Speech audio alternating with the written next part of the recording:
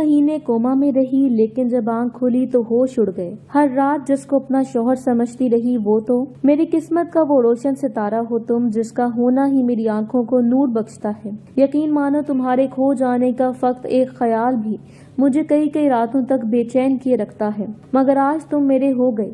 मैंने अपना नाम तुम्हारे नाम से पहले जोड़ दिया।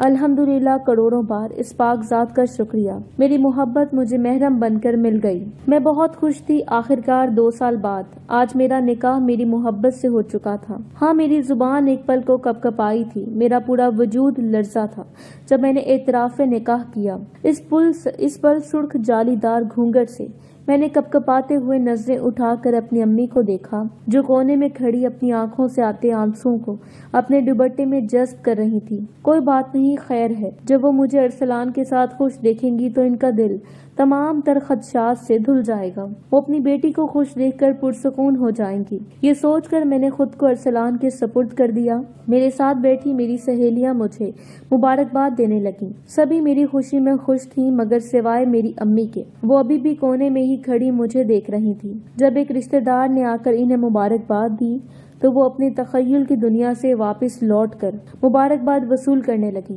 ये देखकर मैं अपनी जगह से उठी और अम्मी के मुकाबिल जाकर खड़ी हो गई। वो मुझे देखकर फौरन मुस्कुराई और माथे पर बोसा देकर दुआएं देने लगी। अभी भी वक्त था मेरी जान, अभी भी वक्त था। अगर तुम सोच समझकर फैसला कर लेती तो।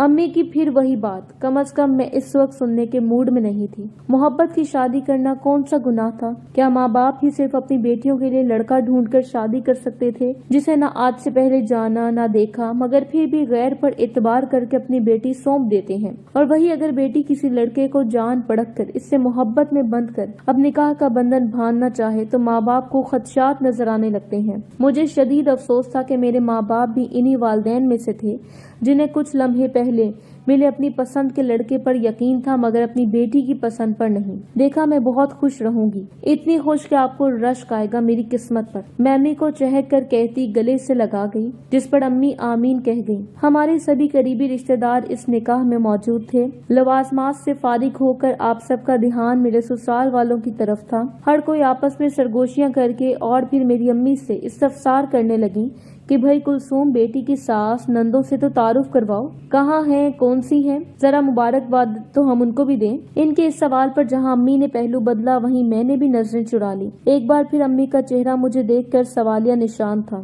हमारी खामोशी पर इन्होंने तरह तरह की बातें करना शुरू कर दी, जिनसे मैं जाहिर है यही ऐन खुलासा था कि लड़का घर वालों की मर्जी के बगैर तो शादी नहीं कर रहा। जैसे तैसे मेरी अम्मी ने कड़वा घूंट भर के बात को संभाला। निकाह के बाद अरसलान को मेरे साथ लाकर बिठाया गया। बिलाशुबा वो किसी चांद की मानंद लग रहा था। इसकी वजी सूरत देखकर सभी तारीफों के पुल बांध रही थी। कैमरे में तस्वीर बनाने की गर्ज से जब सामने किया गया तो अरसलान ने फौरन मना कर दिया। इनकी परेशानी मैं समझती थी, मगर इतने अहम दिन की तस्वीर महफूज करने की ख्वाहिश तो बहुत हुआ करती है। मगर खैर, कुछ देर बाद जब रुखसती का वक्त आया तो अरसलान ने मेरी जानिब मुस्कुरा कर देखा और फिर गला खंकार कर मेरे अब्बू से मुखातिब हुआ। अंकल, जिन हालात में निकाह हुआ वो आप सबसे ढके छुपे नहीं है। मेरा यह निकाह ना सिर्फ मेरे खानदान वालों की मर्जी के खिलाफ है, बल्कि खुफिया भी है।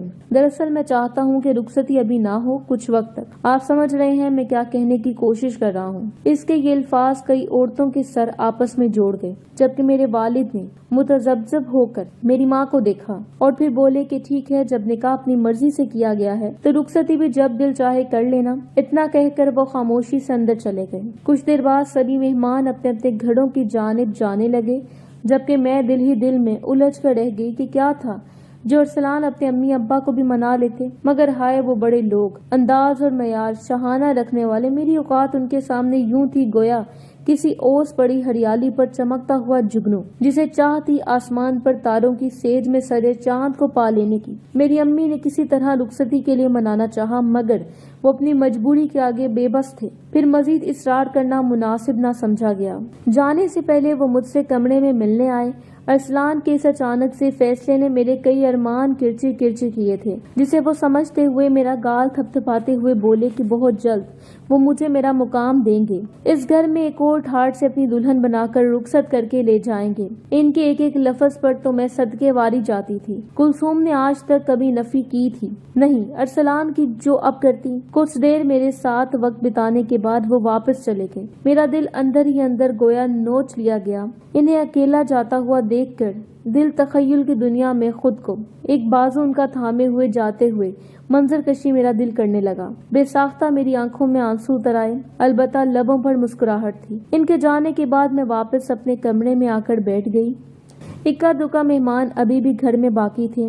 تبھی مجھے دروازے سے ٹیک لگائے کھڑا ایک وجود محسوس ہوا۔ نظریں اٹھا کر دیکھا تو سینے پر ہاتھ باندھے میرا تایا زاد حماد کھڑا تھا، لبوں پر ایک طنزیہ مسکراہٹ میری جانب اچھال کر وہ سر جھٹک کر وہاں سے پلٹ گیا۔ اس کا یہ انداز مجھے اندر تک جلا سا گیا تھا۔ ہمارے نکاح میں نہ میرے والدین کی مرضی شامل تھی نہ ہی ارسلان کے والدین کی۔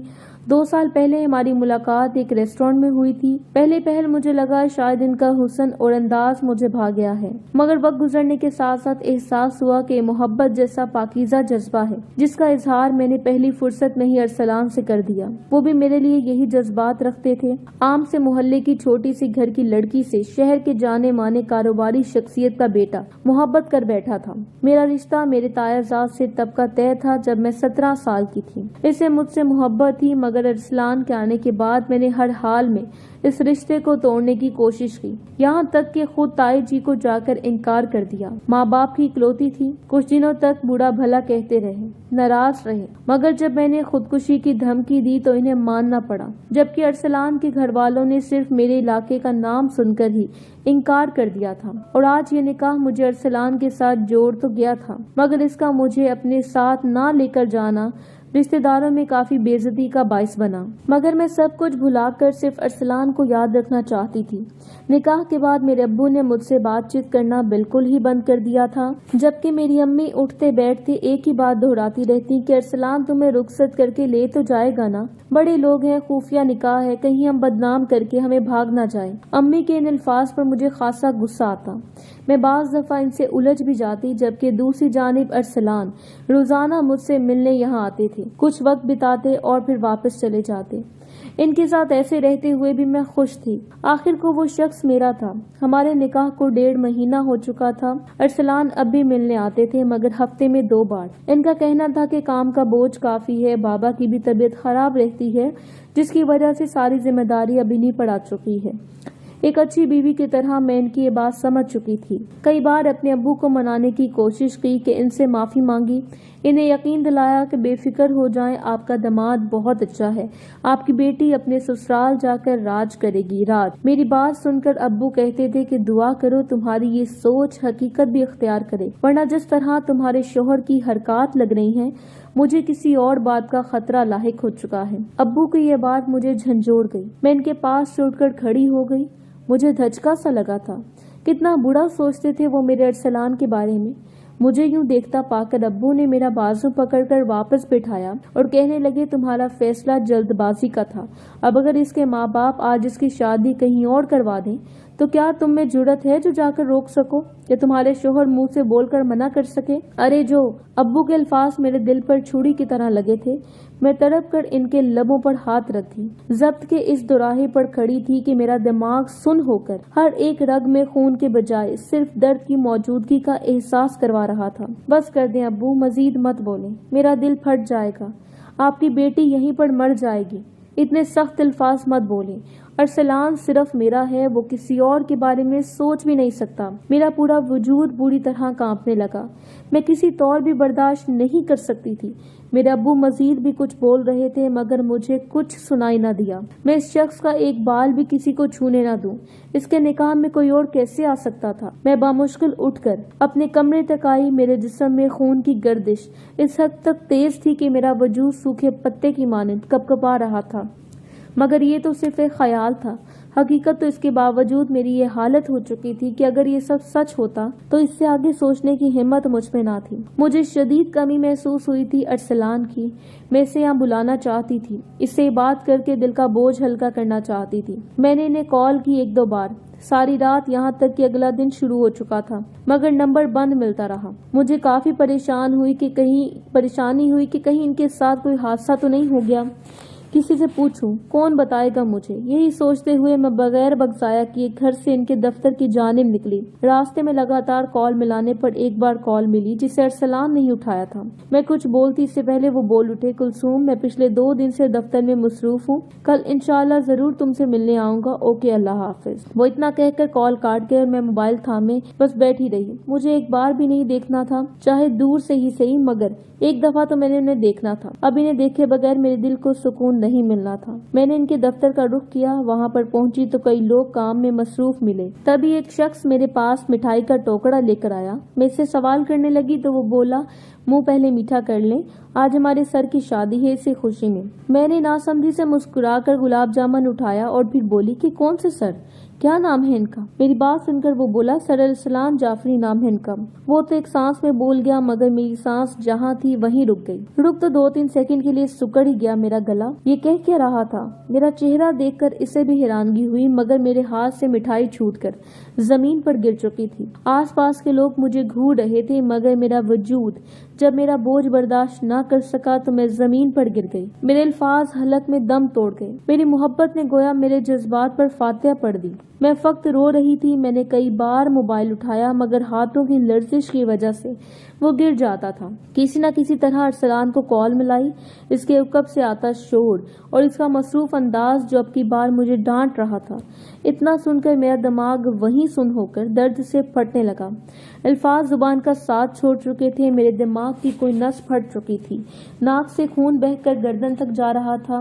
دفتر کے لوگ میری جانب آئے تھے۔ آخر منظر جو میں نے دیکھا وہ اپنے موبائل کی سکرین تھی جہاں ارسلان کا نام جگمگا رہا تھا۔ 3 ماہ تک میں کومے میں رہی۔ جب ہوش آیا تو سرہانے میری امی بیٹھی تھی۔ مجھے ہوش میں آتا دیکھ کر ان کی آنکھوں میں خوشی سے آنسو آ گئے۔ دوسری جانب میرے ابو تھے جو بار بار میرے ماتھے پر روتے ہوئے بوسہ دینے لگے۔ کتنے بوڑھے لگنے لگے تھے وہ، سفید بال اور داڑھی، آنکھوں کے نیچے سیاہ حلقے۔ اصل ظلم تو میں نے اپنے والدین پر کیا تھا۔ ارسلان کی محبت میں اس قدر اندھی ہوئی کہ اپنے والدین کی محبت کو ہی فراموش کر دیا، مگر یہ دل کمبخت ہار ہی ایسے شخص پر گیا تھا۔ کوما سے جاگ کر میرا پہلا سوال یہی تھا کہ کیا ارسلان آئے تھے؟ امی اس سوال پر مجھ سے نظریں چڑا گئی تھی۔ تبھی ارسلان ہاتھ میں کچھ اشیاء لیے اندر داخل ہوا۔ انہیں دیکھ کر میں امی سے لپٹ کر زار و زار ہونے لگی۔ مجھے اسپتال سے گھر آئے کچھ ہی دیر ہوئی تھی کہ سر جھکائے ارسلان اندر داخل ہوا۔ انہیں دیکھ کر ایک بار پھر میں تمام تر زخم میرے تازہ ہو چکے تھے۔ درد کی شدید لہر دماغ کو اپنے قابو میں کرنے لگی، مگر مجھے اب جو کرنا تھا وہ اب میں فیصلہ کر چکی تھی۔ کلثوم، میں تمہیں میری شادی کی خبر ایسے نہیں دینا چاہتا تھا، مگر شاید قسمت میں یہی لکھا تھا۔ میرے بابا کی پسند تھی وہ لڑکی، اور تم جانتی ہو نا کہ میں اپنے ماں باپ کی مرضی کے خلاف جانے کا سوچ بھی نہیں سکتا۔ مجھے تم سے محبت تھی، تبھی خفیہ نکاح کیا۔ میری بیوی کے درجے پر ہمیشہ صرف تم ہی قائم رہو گی۔ تم کہو گی تو ابھی میں اس لڑکی کو طلاق دے دوں گا۔ مجھے یقین ہی نہیں تھا کہ تم مجھ سے اس قدر محبت کرتی ہو۔ وہ میرا ہاتھ بار بار چوم کر روتے ہوئے بولے۔ اس پل مجھے ارسلان خود سے کئی درجے بڑھ کر نظر آئے۔ میں نے ان کو اپنے والدین پر فوقیت دی تھی، جبکہ وہ اپنے والدین کی خاطر میری محبت روند چکے تھے۔ میرا دماغ معاف تھا۔ میں صرف اتنا بولی کہ کاش آپ مجھ جتنی محبت کرتے تو اس خیانت کے بارے میں خواب میں بھی نہ سوچتے۔ میرے الفاظ پر وہ یک ٹک مجھے دیکھنے لگے اور پھر چہرہ صاف کر کے بولے، ویسے یہ کوئی خیانت نہیں تھی، اسلام میں 4 شادیاں کرنے کی اجازت ہے، مگر مجھے بالکل بھی اندازہ نہیں تھا کہ تم اتنا بڑا قدم اٹھاؤ گی۔ وہ میرا گال سہلا کر بولے۔ میرا پورا وجود ایک بار پھر کانپا تھا۔ اب انہیں کون سمجھاتا نکاح میں اجازت تھی، عشق خدا سے ہو یا بندے سے ہو، شراکت کون سہتا ہے؟ میں اس بار روئی نہیں بلکہ پھیکا سا مسکرا گئی۔ عشق کو ایک طرف دفن کیا اور بیوی بن کر کہا، مجھے کوئی گلہ نہیں، آپ بے شک اپنی دوسری بیوی کے تمام تر حقوق پورے کریں۔ کچھ پل تو ارسلان خاموش رہے، پھر اٹھ کر چلے گئے۔ یوں ہی سال گزرتے گئے، میں موم سے پتھر ہوتی گئی، میرا نور میری آنکھوں سے چھینتا گیا۔ مجھے کشش دیکھنے تھی اپنے اس عشق کی۔ اس سفر میں میرے والد مجھے پل پل مرتا دیکھ کر چل بسے اور میری ماں اندر ہی اندر کرتی رہی۔ پھر ایک روز معمول سے ہٹ کر ارسلان ملنے آئے، مجھے اپنے پاس بٹھایا اور خاموش ہو گئے۔ شاید مجھے وہ وقت آج آ چکا تھا جس کا مجھے برسوں سے انتظار تھا۔ انہوں نے میرے ہاتھ کو تھاما اور بولے، چلو کلثوم، اپنے گھر چلتے ہیں۔ ان کے الفاظ پر میں چونکی، پھر سر جھٹک کر مسکرا دی۔ کہنے لگی، میری دوسری بیوی کو امی نے طلاق دلوا دی ہے۔ اب وقت آ چکا ہے کہ میں تمہیں اپنی بیوی کے روپ میں ان سے ملواؤں۔ میں پھیکی سی مسکرائی اور اٹھ کر کمرے میں جانے لگی۔ مجھے جاتا دیکھ کر ارسلان بولے کہ ابھی تک ناراض ہو۔ ان کی بات پر میں پلٹی اور بولی، سامان لینے جا رہی ہوں، پھر چلتے ہیں۔ میرے الفاظ پر وہ خوشی سے جھوم اٹھے تھے۔ نہ جانے کتنے عرصے بعد میری امی بھی خوش ہوئی تھی۔ انہیں خوش دیکھ کر میں بھی کھل اٹھی۔ اب ارسلان کو کون بتاتا، عشق میں شراکت برداشت نہیں کی جاتی۔ جب عشق ہی دفن کر دیا جائے تو اس کے ساتھ باقی جذبات اور احساسات بھی دفن ہو جایا کرتے ہیں۔ باقی بچا ہی کیا تھا، بیوی کا رشتہ جسے میں نبھانے کے لیے کسی بھی حال تک جا سکتی تھی۔ امی سے رخصت لے کر میں ارسلان کے ساتھ نکلی۔ سالوں پہلے نکاح کی وہ شام اور اس میں تخیل زدہ رخصتی، میں اور آج اس کی رخصتی میں زمین آسمان کا فرق تھا۔ بالکل ویسا ہی فرق جیسے زمین پر چمکتے جگنو اور آسمان پر چمکتے ہوئے چاند کا۔ آج مجھے پھر سے اپنا وہ گنگنانا یاد آ رہا تھا جو کبھی کالج کے دنوں میں اکثر گنگناتی تھی۔ میرے ہاتھوں کی لکیروں میں سمانے والے کیسے چھینیں گے تجھے مجھ سے زمانے والے۔